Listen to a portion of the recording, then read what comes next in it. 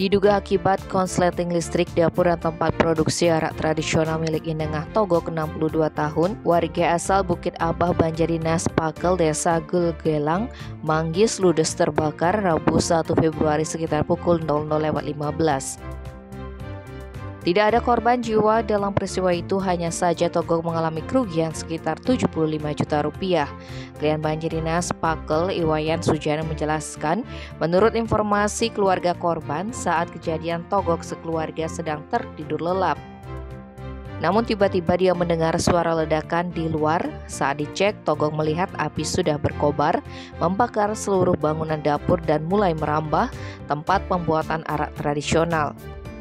Korban sempat memukul Kulkul Bulus untuk meminta bantuan warga sekitar, namun warga tidak bisa berbuat banyak lantaran api sudah berkobar cukup besar.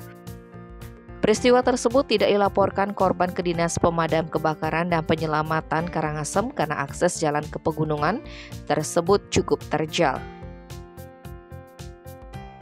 Tim Bali Express melaporkan.